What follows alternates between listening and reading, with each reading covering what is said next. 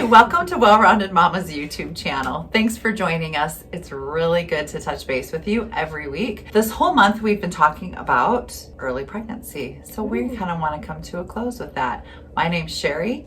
This is Cora. If you find this video helpful, like, subscribe, ring the bell.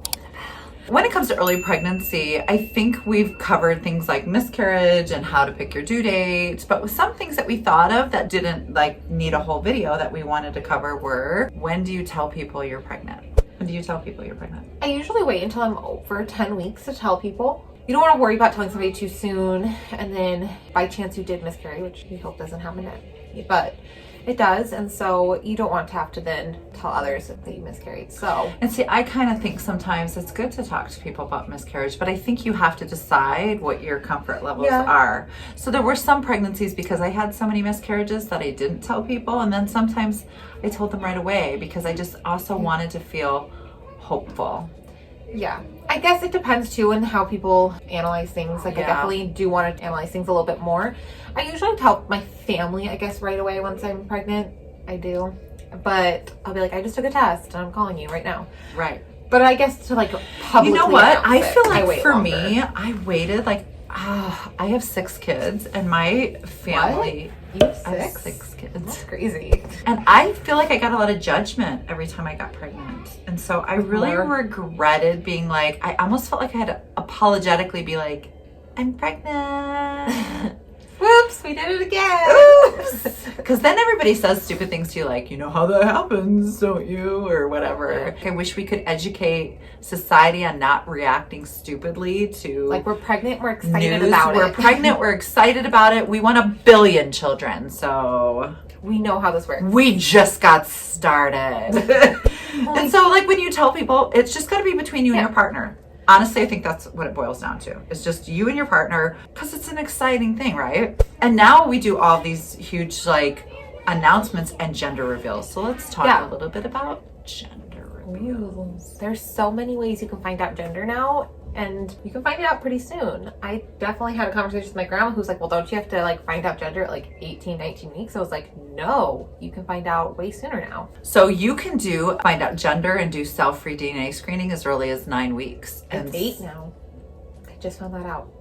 Well, I would wait until 9. It's 8, but I guess I would tell all my clients, I would continue telling them 9, just if you were wrong with your dates. Yes, you wouldn't want it to be. There's a little bit of wiggle room with dates. So yes, you could technically find out at 8 weeks. Isn't that crazy though? It is crazy. But I tell my clients 9. I'd wait the extra week just to be safe.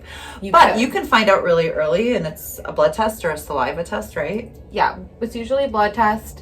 And there's oh, they do a finger poke. Yeah, because there's different. There's an at-home one. There's an at-home one. So there's one where you can go in, sneak peek. I know it has 2 options. You can go in somewhere and get your labs pulled and then send that, or you could do it at home where you poke your finger and they tell you your baby's gender. Isn't that crazy? It's insane. On ultrasound, you can't really tell until 15 weeks if you're lucky. Yeah, so I think I was 13 when I found out with. Sometimes if baby's being super cooperative, and boys are a little bit easier. Their parts are a little bit easier to find on an ultrasound. I do have clients that do surprises still, and I really love that. I love it's fun. People who wait. I could never wait. I'm really impatient, but I do love Cora my and I clients. are very different that way. So what was really fun is I did not find out what she was. I was a surprise. I did not. Well, I don't know. I don't assume gender. And I bought her all khaki neutral clothes. Probably khakis. Khaki, yeah. Gap was a big deal when you were little. I was she's never playing with Barbie dolls. Oh, I was a pretty She's girly never child. Wearing pink. I thought the same thing with Lena, And though. then she was so girly. And I hate that. I'm not saying that in a negative context. She just, anything glitter and pink and mermaid. It's amazing babies come with their own personalities. They really do. They do. Here's the thing. When I think gender neutral, I think yellow, and I really don't like yellow colored things. So I don't want people to There's give me... a lot of green. Yeah, I don't want people to give me yellow. But I think neutral stuff is so much better than when I was having kids. That's true. I like that. I like the neutral stuff. So gender reveals, they're just personal. You know what thing I do think, though, about gender reveals that can potentially be damaging is for siblings. Okay, so my daughter really wants a sister. We've had 2 brothers. And so every time we find out the gender with them, she's had a meltdown. So with my fourth, it's going to be interesting. But I think it would be cool if people were like conscientious of doing those gender reveals with those little humans that are expecting like a baby brother or a baby sister or whatever. It's fun to have them involved. Have them be involved. Be prepared that they may not be as excited as you are. Kids don't lie. They don't hide their emotions. So like, when do you tell people? How do you announce gender? Those are things that we think about in the early trimesters. When do we tell people? And whatever works between you and your partner, if your partner is involved even. And then being aware that you can't control other people's reactions to that. And your pregnancy has got to be the beginning stages of you being able to take responsibility for your own feelings, your own emotions, your own choices, your own, like, I really wished if I could travel back in time, I kind of owned my choices a little better. And I did own my choices because I am a pretty independent human, but I think I could have done a better job of not allowing other people's opinions, thoughts, stupid words affect how I announced my pregnancies and who I told about my pregnancies. I wished that there was like sensitivity training for individuals who had miscarriages in their pregnancies and how people reacted to that, how we shared with that. And I think that that's what we love about our job as community midwives, is being able to be that person that our clients are talking to. Yeah. And I'm going to leave with this final note because I have Cora here. Cora was 17 years old when she had her first baby. And we were like so stressed, right? I don't know, it was just a lot. It's a beautiful story, actually. I think we should dedicate a whole video at one point talking about Cora's story because it was seriously such a beautiful spiritual thing, her being pregnant at 17. And I remember like how stressed I felt as a mom. And I was talking to my dad, and my dad is like terrifying. Like he was a scary guy growing up. He has softened. Cora has seen a much softer version of my dad. However, my dad was very strict. We will say that. And he was just not very like touchy-feely emotionally. When I told him about Cora, I was expecting some kind of judgment or him to say stuff that I wasn't ready to hear. And he said, Sherry, it's a baby. Who could ever be upset about a baby?